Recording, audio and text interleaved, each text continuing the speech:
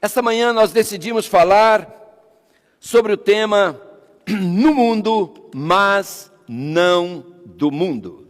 E eu quero convidar você a abrir comigo sua Bíblia no livro de João, o Evangelho de João, capítulo 17. Leremos dos versículos 14 até o verso 16.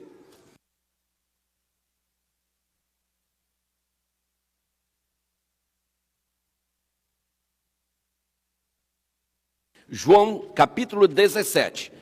E enquanto nós encontramos o texto, eu quero lembrar também que o meu genro, o Sam, não está conosco nessa manhã, e oremos pela sua saúde.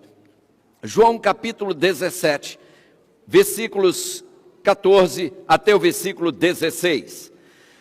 Na Bíblia que eu tenho aqui em mãos, eu leio o seguinte, e convido você a conferir se a sua diz a mesma coisa. Possivelmente, versões diferentes dirão a mesma coisa, apenas com palavras diferentes. João 14, ou 17, digo melhor, versículos 14 até o versículo 16. Jesus aqui está orando, e ele diz no versículo 14, deles a tua palavra, e o mundo os odiou, porque não são do mundo, assim como eu não sou do mundo. Não peço que os tire do mundo, mas que os livre do mal. Não são do mundo, como eu do mundo não sou. Santifica-os na verdade, diz o verso 17, a tua palavra é a verdade. Irmãos, na linguagem da informática, existe um termo chamado cavalo de Troia, em inglês chamam de Trojan horse. O Trojan horse, ou cavalo de Troia, é um termo usado para descrever um malware, ou seja, um software malicioso criado para se infiltrar e danificar o sistema do computador sem o consentimento do seu proprietário. Um cavalo de Troia ou um Trojan horse num computador pode até parecer aos olhos do usuário que ele está executando uma função desejável, uma função boa ou favorável, mas de fato, queridos, o que ele está fazendo é facilitar o acesso não autorizado ao sistema do seu computador. Ou seja, é um engano. Ele está ali para causar mal e não bem, para causar dano e não para ajudar. Sabem, amados, Satanás ele tem instalado a sua versão do Trojan horse, ou do cavalo de Troia, no sistema operacional da Igreja de Deus. A verdade é que esse cavalo de Troia, ele é letal. Ele pode parecer até ser algo útil e que veio para ajudar, como o Trojan horse parece, a princípio, num sistema de um computador. No entanto, ele tem o potencial de eliminar a espiritualidade de uma igreja, substituindo-a pelo mero espiritualismo, cada vez mais popular em nossos dias. Eu entendo que se nós desejamos ser capazes de identificar os cavalos de Troia que estão tentando se infiltrar na igreja, nós precisamos estar sintonizados com o que a Bíblia nos ensina sobre a verdadeira espiritualidade. Amados, nós vivemos num momento inusitado, num momento sem igual, onde algumas pessoas dentro da igreja estão questionando alguns dos nossos ensinamentos, algumas das nossas doutrinas distintivas, estão questionando-as mais até do que os de fora. Esse é o século 21. Um fiel adventista, indignado com a situação da igreja, ligou para o seu pastor, e eu ouvi isso dos lábios desse pastor. Ele disse, esse membro que é meu amigo pessoal, ligou para mim, disse esse pastor, e disse, eu quero a minha igreja de volta. É um membro que já tem uma certa milhagem rodada dentro da igreja há alguns anos. Eu quero a minha igreja de volta, foi o seu clamor para esse seu amigo pastor. E o pastor disse que em seguida ele falou, eu confesso que eu não sei se algum dia eu poderei vê-la novamente como ela sempre foi. Irmãos, que pena, que pena. Uma das chaves poderosas para o sucesso em nossas igrejas e em nossos púlpitos, bem como em nossos esforços evangelísticos, irmãos, continua sendo fidelidade à palavra de Deus e à mensagem que Ele nos comissionou a pregar. Amados, nós não podemos sair disso. Temos que pregar nossa mensagem em sua totalidade, sem acréscimos e sem cortes. Sim, porque hoje há quem esteja fazendo acréscimos, mas há também quem esteja dando descontos em princípios, em normas, em valores. Isso não pode acontecer. Existem hoje forças tentando desmantelar aquilo que no passado foi tão laboriosamente construído sob a direção indispensável do Espírito Santo e que fez dessa igreja o que essa igreja é hoje. Nos deparamos hoje, em nossos púlpitos, com algumas peças de erudição que alguns erroneamente chamam de progresso intelectual, mas que na verdade estão mais para a filosofia medieval do que qualquer outra coisa. Sabe, irmãos, com o tempo parece que nós estamos nos envergonhando de ser adventistas, estamos nos envergonhando de ser um povo santo, um povo diferente, um povo separado. E Deus nos chama para sê-lo. Estamos nos envergonhando, irmãos, de ser únicos. Tenho dito aqui muitas vezes e jamais me cansarei de enfatizar isso. Deus não tem duas noivas. Se você concorda com isso, eu quero ouvir um amém. Quem é a noiva de Cristo? Me ajudem. Quem é? Segundo a Bíblia. A igreja. Cristo não tem duas noivas, muito menos 3, 4 ou 5. Ele só tem uma. E qual é a noiva de Cristo? É a igreja fiel à Bíblia, fiel aos ensinos bíblicos, não a tradições de homens, não a coisas que homens dizem, mas ao que Deus diz. Essa é a noiva de Cristo. Outras podem até parecer ser a noiva de Cristo. Sim, existem algumas noivas, outras que cantam hinos parecidos com a noiva de Cristo. Adoram de uma maneira, sua liturgia em alguns aspectos se assemelha à noiva de Cristo. Mas quando nós vamos para a Bíblia, irmãos, nós conseguimos fazer a diferença entre o genuíno e o falso, entre o autêntico e o parecido. Acontece que, irmãos, hoje, em alguns segmentos, nós estamos deixando de ser autênticos e estamos querendo nos parecer com quem quer se parecer conosco. Nós estamos confundindo alguns lá de fora, fazendo um tipo de hibridismo em nossa vida espiritual. Um sincretismo que é a mistura do sagrado com o profano. Na nossa maneira de vestir, na nossa maneira de louvar, na nossa maneira de andar, na nossa maneira de nos divertir. Meus queridos, em algumas de nossas igrejas já não mencionam mais o espírito de profecia. Quando os pregadores se referem a Ellen G. White, eles dizem uma escritora norte-americana. É bem verdade que ela foi uma escritora norte-americana, mas isso não é tudo que ela foi. Porque se ela foi apenas uma escritora norte-americana, a Igreja Adventista do Sétimo Dia não passa de também uma igreja de origem americana. Irmãos, é importante que nós tenhamos convicção do que cremos, porque cremos.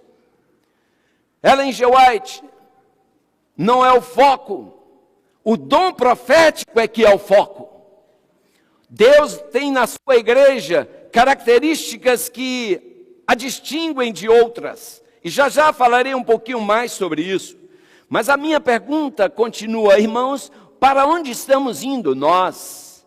Eu quero lembrar, amada igreja, que púlpitos tímidos produzem igrejas tímidas.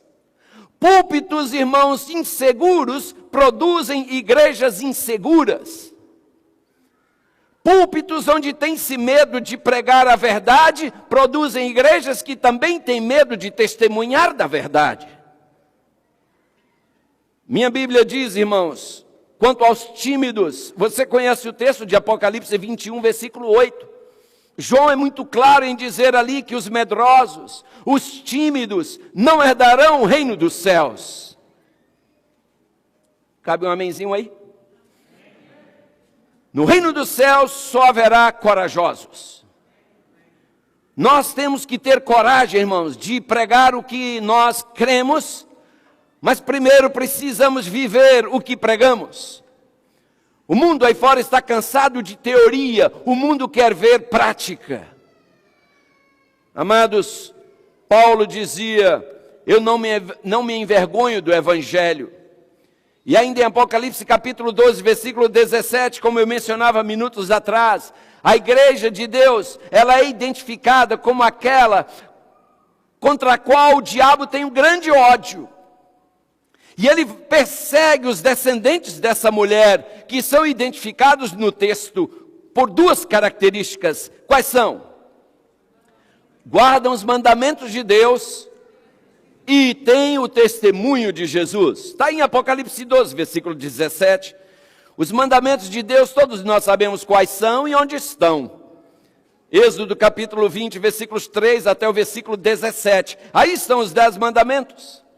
Mas e quanto ao testemunho de Jesus? Amados, Deus não nos deixa na ignorância com relação a esse assunto. E também Deus não deixa isso a critério do homem para definir o que é o Espírito, o testemunho de Jesus. Apocalipse 19, versículo 10, no finalzinho do verso, nos diz que o testemunho de Jesus é o quê? É o Espírito da profecia. Graças às orientações, irmãos, dadas por Deus a nós, através desse instrumento escolhido pelo Espírito Santo, essa igreja passou de uma pequena chama no século XIX a esse grande farol que ela é no século XXI. Amados, a ONU reconhece haver no planeta Terra 200. E eu estou aqui só checando o número para não errar. A ONU reconhece que existem no mundo 238 países. Desses 238 países existentes no mundo, a Igreja Adventista está presente em 215. Nós somos tão católicos quanto a Igreja Católica no que respeita à palavra católico. O que quer dizer católico? Quem sabe? Universal.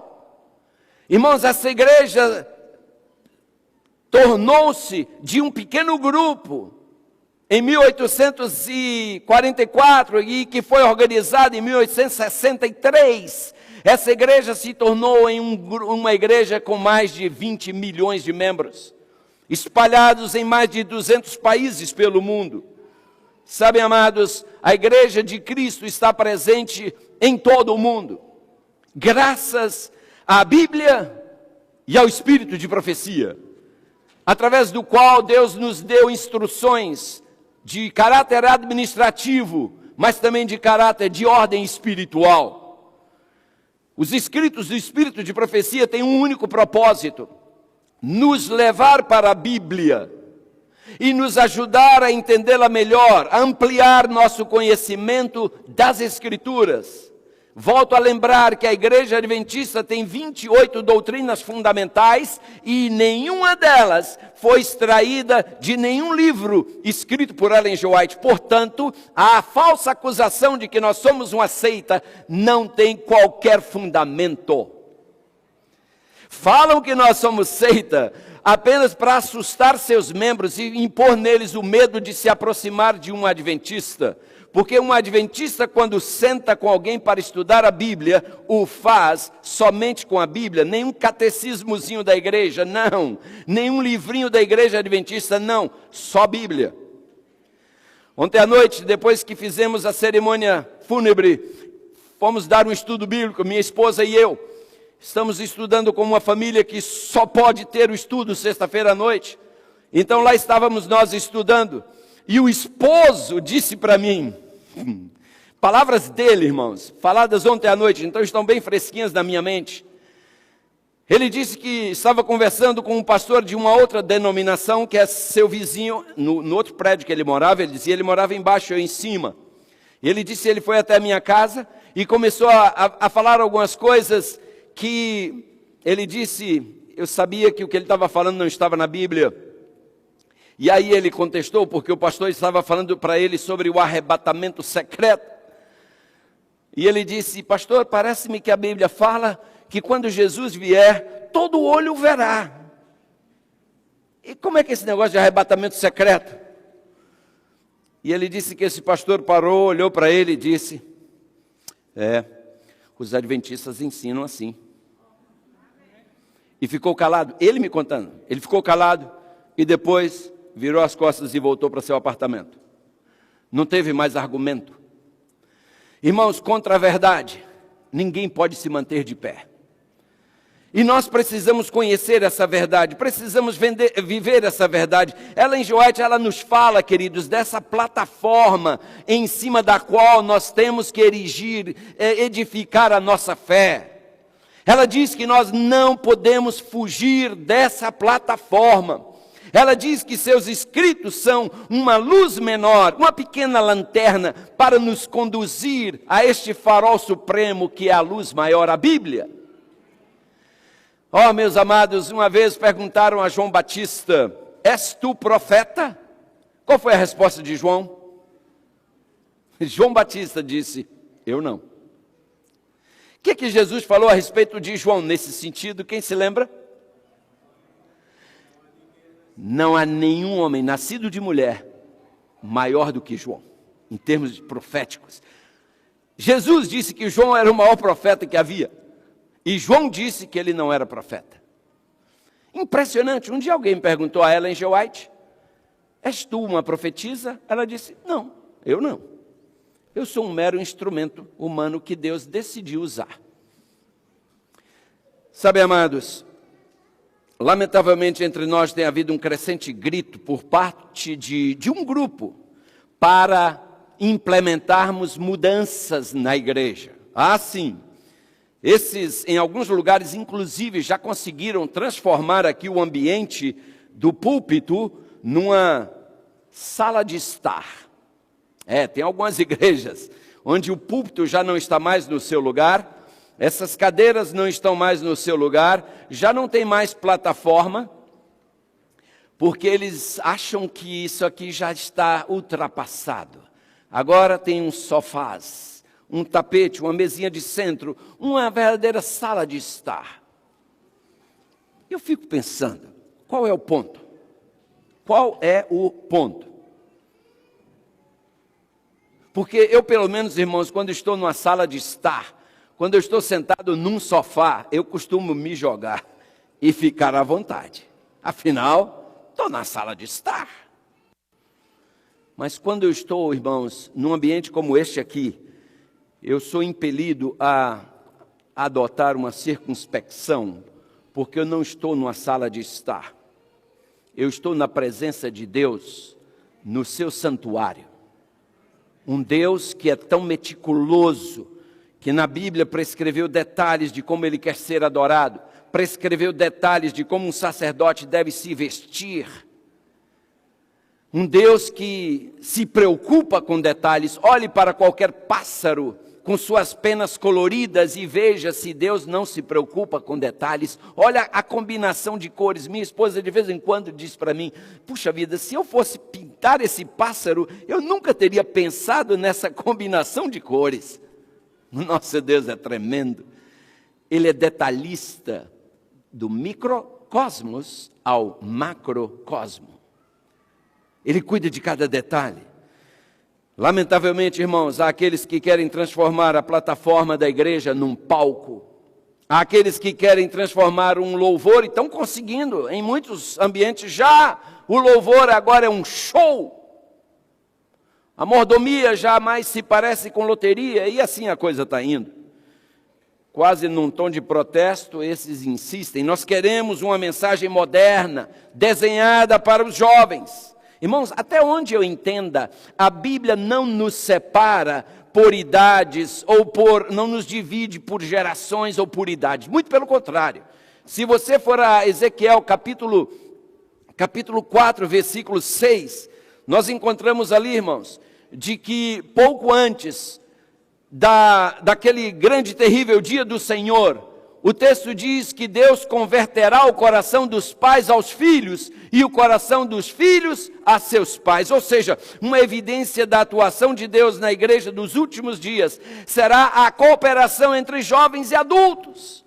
A união de ambos na proclamação da mensagem e não na separação. Oh, nós queremos uma igreja jovem. Há igrejas por aí que já têm um culto jovem separado do culto de adultos. Como se nós tivéssemos um Deus jovem e um Deus mais idoso. Não há motivos, irmãos. Nós podemos honrar a Deus juntos, celebrar a Deus juntos. Recentemente, a questão de meses atrás, eu fui convidado para fazer uma semana de oração numa igreja central no Brasil. E fui convidado pelo diretor de jovens daquela igreja. E aquele líder de jovens me ligou e me disse: pastor, por favor, nós queremos que o senhor apresente para nós mensagens de reavivamento e reforma. Um líder de jovens, numa capital brasileira. Ele disse: pastor, nós queremos alimento sólido. Amém? Esse é o clamor da nossa juventude. E eu começo a identificar, irmãos, onde está o problema. Sabem, pregadores da minha igreja e demais pregadores que estiverem me ouvindo, na Bíblia nós não encontramos uma mensagem para jovens e outra mensagem para os de mais idade. Na Bíblia nós encontramos uma mensagem, aplicável a todos, como diz o americano, across the board, a todos indistintamente, irmãos. E essa mensagem foi enviada por Deus, tanto para jovens quanto para adultos e crianças. Está provado, irmãos, que o liberalismo não está realizando pela igreja aquilo que os seus proponentes disseram que ele realizaria. Os proponentes do liberalismo disseram que se a gente flexibilizar, se a gente baixar um pouquinho as normas, a igreja vai se encher de jovens. O que tem afastado os jovens da igreja são as normas muito rigorosas. Irmãos, isso é uma grande mentira. E o pior é que tem gente acreditando nessa mentira. Eu quero dizer aos senhores que o liberalismo não produz uma igreja comprometida com a missão. E uma igreja sem missão não é igreja. É apenas um ajuntamento sem sentido de crentes.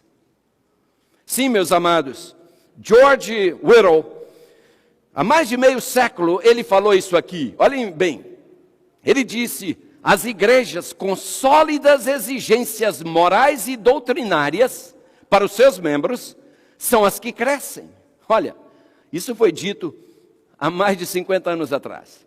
As igrejas com sólidas exigências morais e doutrinárias para os seus membros são as que crescem. Em contraste, diz ele, aquelas que têm dificuldades em dizer aos seus membros como viver um cristianismo autêntico, as que pregam mensagens ao estilo cristianismo sabor baunilha, têm sofrido de uma hemorragia que começou nos anos 60 e as está levando à morte desde então. E ele segue, ainda diz: a teologia de vanguarda e a busca pelo culto politicamente correto, diz ele, tem se revelado uma receita para a catástrofe eclesiástica. Agora veja o que ele diz na sequência. Milhões de diversas denominações estão indo embora, porque não encontram mais um bom motivo para permanecerem. Irmãos, na Europa e agora também na América, igrejas estão se transformando em museus. Na Europa e também na América, igrejas estão sendo derrubadas para em seu lugar construir prédios. Em Boston, várias igrejas tombadas pelo patrimônio histórico da cidade de Boston, portanto não podem ser demolidas, foram modificadas por dentro e hoje são condomínios. Por fora você olha, é uma igreja, uma catedral lindíssima, mas quando você entra, é um condomínio, lá dentro estão apartamentos. Eu já contei aqui quando eu estive na cidade de Dublin, na Irlanda, fazendo uma semana de oração. Fui convidado a visitar uma igreja, um sábado à noite, e eu fui. E quando chegamos lá à distância, a pessoa que me levava me dizia, está vendo aquela igreja? Linda igreja, uma tremenda catedral com uma torre alta. E eu disse, de fato, toda de pedra, bem sólido o edifício. Ele disse, nós iremos lá. E quando chegamos, irmãos, lá, de igreja só tinha o templo, ou só o edifício, porque era agora um bar, restaurante e clube. E lá na frente da igreja está bar, restaurant and club, church. Irmãos, eu fico imaginando, olha, eu confesso, irmãos, se eu fosse Deus, eu dava um tapa, pelo menos, em quem teve aquela ideia. Oh, brother! E lá eu pude ver, pelas janelas, saindo fumaça de cigarro, povo lá dentro bebendo, e eu pensando, gente, isso aí é um lugar onde Deus foi adorado. Esse é o mundo no qual estamos vivendo, e nós temos isso escrito aí, irmãos. Essas mudanças que estão buscando, irmãos, estão simplesmente sucateando a igreja cristã. Dentro do catolicismo se vê isso, dentro do metodismo se vê isso, dentro do sistema episcopal, batista, por onde você for. E agora o diabo tenta se infiltrar em nosso meio, mas aqui não, irmãos. Aqui não. Irmãos, eles não têm além da Bíblia, eles não têm nada mais para guiá-los. Nós, além da Bíblia, que nós nem precisaríamos de nada mais além da Bíblia, mas nós temos o espírito de profecia, que não fala nada que não esteja apoiado pela Bíblia. Então nós temos essa outra expansão. Por que não utilizarmos isso, irmãos, a fim de combatermos o inimigo? Jovens e idosos, todos nós precisamos de disciplina, da admoestação, da correção, oferecidas pela palavra de Deus. Irmãos, quando os membros entendem que podem fazer o que querem, a igreja perdeu o seu valor, a religião perdeu o seu sentido, e o cristianismo perdeu o seu poder. Isso é o que acontece quando cada um acha que pode fazer o que quer. Em sua proposta de modernizar a igreja, Satanás tem buscado humanizar a Deus e divinizar o ser humano. Sim, é isso mesmo. Em muitas igrejas, a liturgia não está mais voltada para Deus, está voltada para o público, para o auditório. O importante não é mais o que Deus pede, o importante agora é o que o membro deseja. A advertência de Paulo a nós, irmãos, em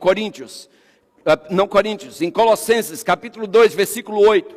Paulo diz, cuidado que ninguém vos venha a enredar com a sua filosofia e vãs sutilezas, conforme a tradição dos homens, conforme os rudimentos do mundo e não segundo Cristo.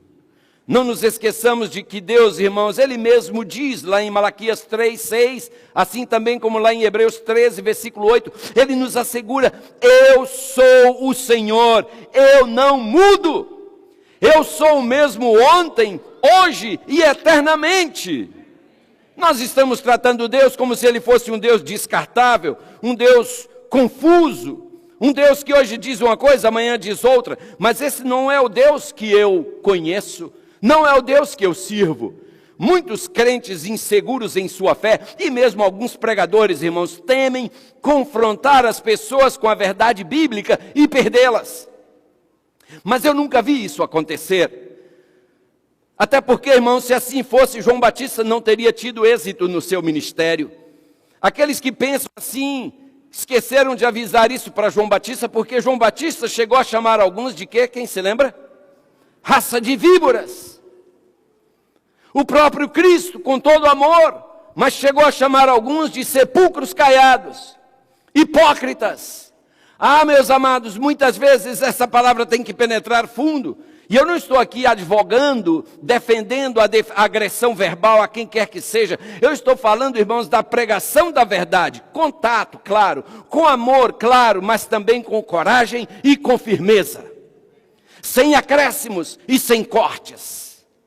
Em São João 6,66 nós lemos. Jesus fez ali naquele contexto um sermão, irmãos. Ele estava pregando e após aquele sermão, a Bíblia diz no versículo 66 de João, capítulo 6, a Bíblia diz que, quando ele terminou aquele sermão, diz ali, desde então, muitos dos seus discípulos fizeram o quê? Tornaram para trás e já não mais andavam com ele. Sabem por quê, irmãos? Porque a chapa é quente. Porque seguir a Cristo exige apertar o cinto. Jesus nos manda tomar a cruz. Jesus nos manda negar a nós mesmos e segui-lo. Poucos querem fazer isso, irmãos. Todos querem ir para os céus, mas querem ir à sua maneira. E o pior é que muitas igrejas pavimentam esse caminho para esses, dizendo que Deus é amor, nós estamos debaixo da graça. Queridos, essa pregação de graça vai gerar muita desgraça. Bonhoeffer chega a chamar essa graça de graça barata, uma graça separada de obediência. Essa não é a graça que Deus nos oferece. Aqueles vão embora, sobram ali os seus discípulos mais íntimos, e Jesus se vira para eles e diz, olha, antes que vocês também vão, fica tranquilo, eu vou aliviar agora, da agora para frente, eu não vou falar mais nada duro para vocês também não irem, senão eu fico sozinho. Foi isso que Jesus disse? Não! Jesus se virou para eles e disse, e aí, vocês também não querem ir? Aproveita, a porta está aberta. Sabe, irmão, Jesus nunca negociou princípios para manter auditórios. Jesus nunca tentou ser popular. Jesus foi só fiel. Fiel a seu ministério. E é isso que nós precisamos ser, queridos. A pregação da palavra, mesmo quando feita com todo amor, com toda diplomacia, ela sempre irá confrontar nossas naturezas pecaminosas carnais e gerar em nós desconforto. Irmãos, eu estou lendo esse livro há mais de 50 anos. E há mais de 50 anos esse livro me causa desconforto. Esse livro me machuca, porque ele pisa na minha natureza carnal. Ele me machuca daqui, mas me cura dali. Ah, irmãos, ele me fere para me salvar. Amados, Deus nos chama a pregar a palavra com poder e deixar os resultados com ele. Foi isso que Paulo disse a Timóteo. 2 Timóteo capítulo 4, versículos de 1 a 5. Paulo ali diz a Timóteo, e você pode abrir comigo sua Bíblia e ver. Paulo diz, Timóteo, eu te conjuro diante de Deus e do Senhor Jesus Cristo, que há de julgar vivos e mortos, na sua vinda e no seu reino. Eu te conjuro, Timóteo, a que pregues a palavra, instes a tempo e fora de tempo, redarguas, repreendas, exortes com toda longanimidade e doutrina, porque virá um tempo em que não sofrerão a sã doutrina. Irmãos, esse tempo chegou. Muitos não querem ouvir a sã doutrina. Eles querem ouvir um negócio mais ou menos, sabe, um açucarado aí, um diluído em água, alguma coisa que não mexa na minha zona de conforto. E já está profetizado, Paulo disse, haverá um tempo, virá um tempo em que muitos não sofrerão a sã doutrina, mas, tendo comichão nos ouvidos, amontoarão para si doutores conforme as suas próprias concupiscências e desviarão os ouvidos da verdade, voltando a fábulas. Agora ele diz para Timóteo, mas tu, sê sóbrio em tudo, sofre as aflições, faze a obra de um evangelista, cumpre o teu ministério. Ó, queridos, que admoestação dada a um pastor novo, que estava começando o seu ministério, que era o pastor Timóteo. Irmãos, sabem, alguns aspectos de nossas crenças têm estado meio empoeirados pelo desuso. Alguns aspectos das nossas crenças que ninguém mais fala nelas. Uma delas tem a ver com estilo de vida ou conduta cristã. Irmãos, essa é a nossa doutrina fundamental número 22. Dificilmente você irá a uma igreja onde alguém esteja no púlpito pregando sobre joias, adornos, pinturas e vestimentas. Ninguém mais toca nisso. Sabe por quê? Porque isso gera desconforto, isso gera da parte de alguns uma resposta de irritação. Eu uma vez estava numa igreja, eu era pastor de uma igreja, não essa, e eu disse do púlpito, porque o problema lá estava muito sério, e eu disse: irmãos, eu irei trazer para os senhores uma mensagem 100% bíblica, mostrando o que Deus fala sobre joias, vestimentas, pinturas e adornos, e até de tatuagens. A saída, irmãos, uma irmã veio a mim, nunca esqueço. Ela veio a mim e disse: pastor, qual será o sábado que o senhor irá pregar sobre joias? Eu falei: irmã, eu ainda não tenho esse sábado determinado, porque eu vou trabalhar nesse sermão. Ela disse: não, eu só quero saber para eu não vir à igreja naquele sábado. Irmãos, é de doer. É de doer.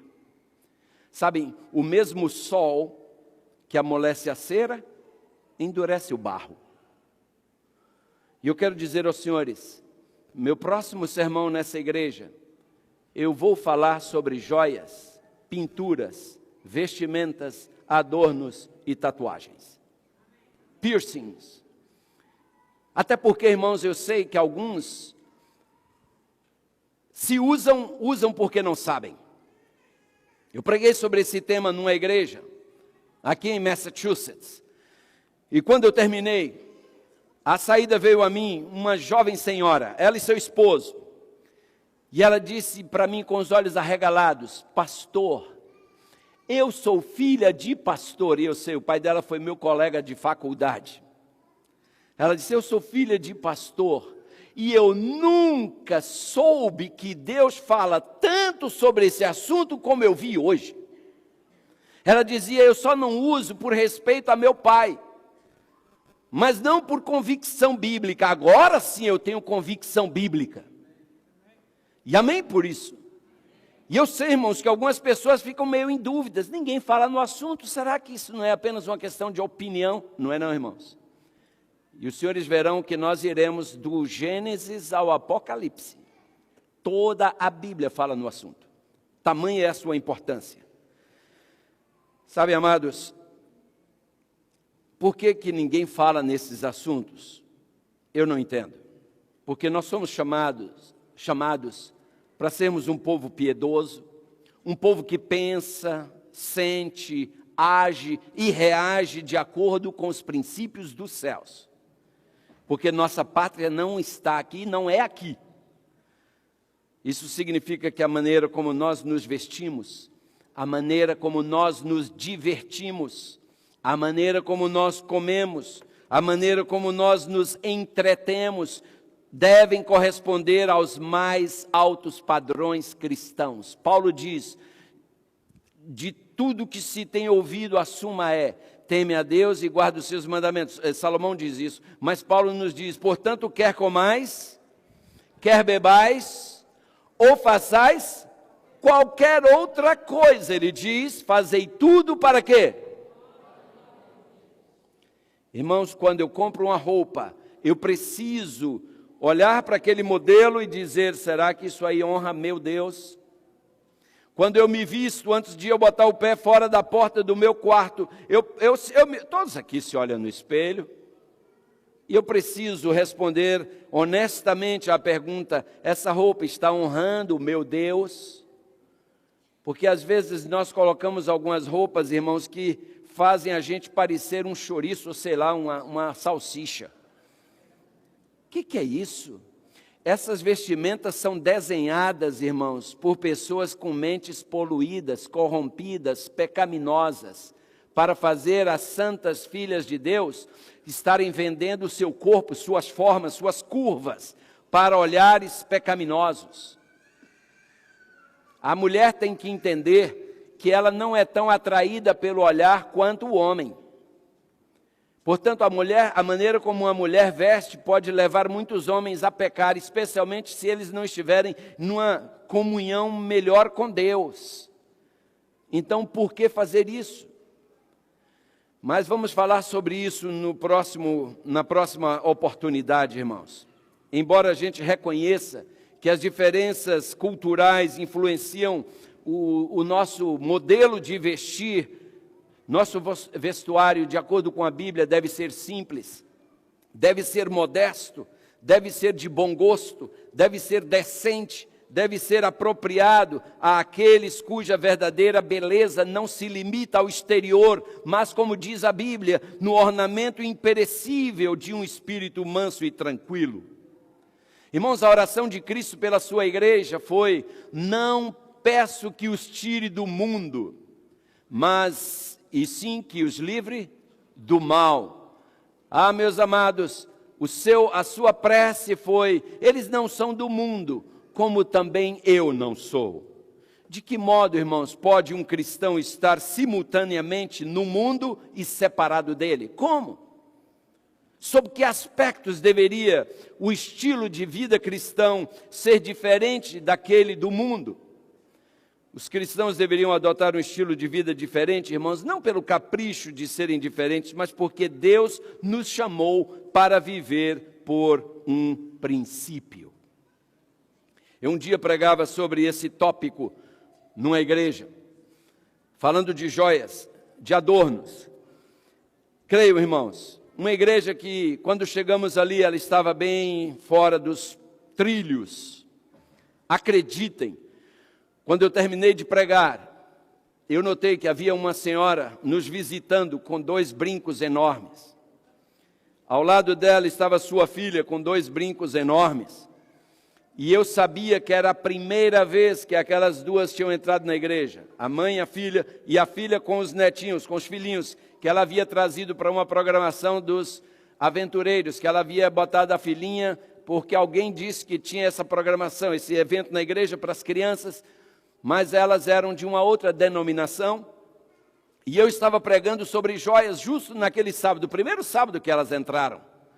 Eu havia orado a Deus, eu havia pedido a Deus: Senhor, me oriente como pregar, como falar, não me deixe ferir ninguém por mim mesmo. Se a tua palavra ferir, está bem ferido. Agora eu é que não posso. E eu preguei. Quando eu terminei, eu desci pelo corredor central e fui até a porta para cumprimentar as pessoas. A primeira pessoa a sair foi um dos líderes daquela igreja. Acreditem, ele chegou para mim e disse: o pastor não poderia ter sido mais infeliz na apresentação da sua mensagem. E eu pensei, por falar em infeliz, deixa eu segurar a mão desse. E eu disse: por que você fala isso? Não, porque tem 2 visitas ali que o senhor feriu com suas palavras. Eu disse: você está equivocado. Primeiro, não foram minhas palavras, foram as palavras de Deus. Segundo, Deus, quando fere, fere para curar. E segurei firme a mão, e apertei. Ele era meio pequenininho, eu aproveitei. Entendeu? E quando eu soltei, fui cumprimentar o povo, irmãos, e as pessoas foram saindo. E veio aquela senhora com a sua filha. Uma senhora elegante, uma senhora educada. Ela havia, no Brasil, trabalhado num canal de televisão famoso no Brasil, TV Globo. Uma mulher bem preparada. E ela chegou para mim com a elegância de sua postura e seu jeito de falar. Ela segurou na minha mão, olhou nos meus olhos e disse: pastor, eu nunca imaginei que a Bíblia falasse tanto no assunto de joias. Nunca! E eu disse: pois ela fala. E ela disse: pastor, eu quero aprender mais. E eu falei: com muito prazer. A senhora me dá seu endereço? Terei o maior prazer em visitar a senhora para estudarmos mais sobre o assunto. Ela disse: com muito prazer, pastor. Quer dizer, pastor, que não pode usar mesmo, né? Aí eu falei para ela: escute, senhora, eu sei o nome dela até hoje, mas eu vou evitar falar aqui, apesar de ser positivo o exemplo, o resultado final. Eu disse: senhora fulana, esse é um assunto que eu trouxe para apresentar para a igreja. Com a senhora, eu preferiria sentar e a gente começar a construir o edifício do alicerce, porque isso aí já está lá quase no telhado, e a gente não constrói uma casa do telhado para baixo. Então, se a senhora não se importa, vamos conversar, começando pelo alicerce, e aí eu vou chegar a tratar desse assunto com a senhora no momento. Ela disse: não, o senhor não falou nada que não estivesse na Bíblia, pode vir do telhado para baixo mesmo, não pode usar não, né? Eu falei: não pode não, já que a senhora quer ouvir é isso, não pode não. Eu disse: ok, foi embora com a filha. Irmãos, no sábado próximo, as duas voltaram, e o infeliz disse que eu tinha sido infeliz. As duas voltaram, sem brinco, a mãe e a filha com 2 brinquinhos pequenininhos, porque aí a mãe já me disse: pastor, a minha filha está com um brinco pequenininho porque quem furou a orelha dela fez um buraco muito grande, e ela tem o cabelo curtinho, ela fica com vergonha dos buracos, ela botou 2 brinquinhos pequenininhos só para tapar o buraco. Aí pode, não pode? Eu falei assim: pode não. Eu falei: escute, quando Deus te pede branco, não traga bege claro, traga branco.